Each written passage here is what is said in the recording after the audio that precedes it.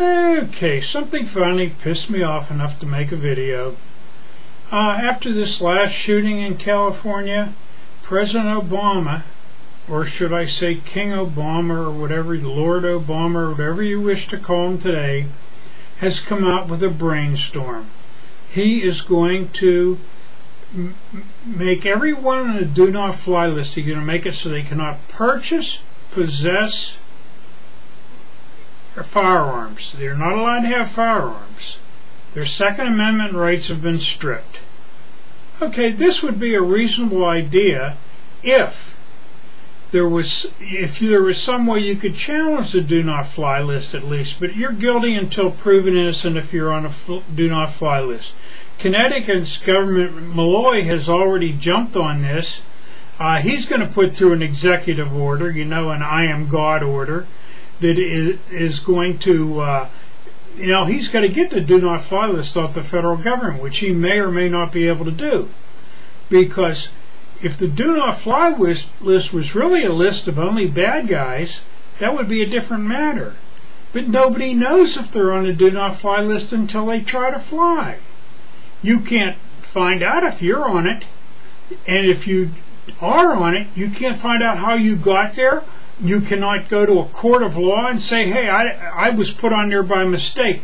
When you're on there, you're on there. You can't find out who put you on there, and there's nothing you can do to get off of there. It's a completely arbitrary list.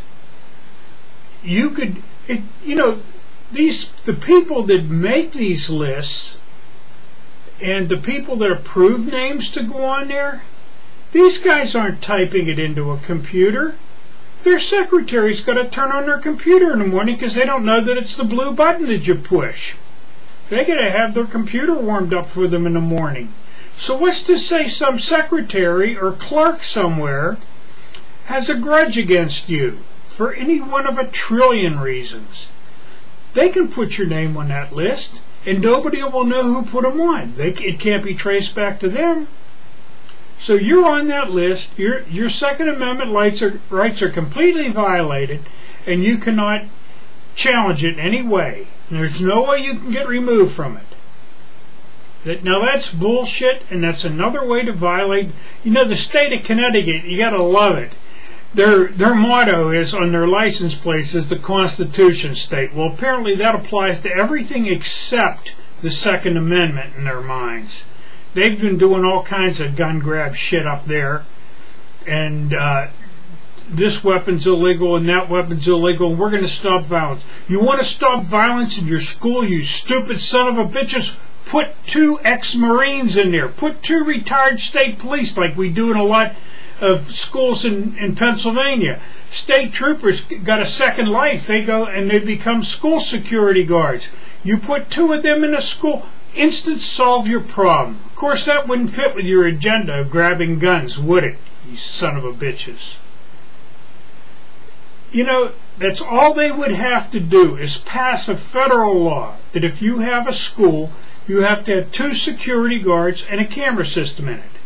One security guard is in a safe room where he is watching the cameras. He has access to an AR-15. The other one is patrolling the floor. So anything happens, anything comes down at all, the guy in the camera sees it, there he comes with his AR-15. Problem solved. Because the reason that people make attacks against schools is because they're soft targets. There's not allowed to be anyone there that can stop them by law, which is another bit of insanity. You'll protect your money with armed guards, and you'll protect everything else as well, but you won't protect your most precious thing, your children. They have to go to school where they're not allowed to even be guarded. Oh well, done ranting for today. Just stop by to rant.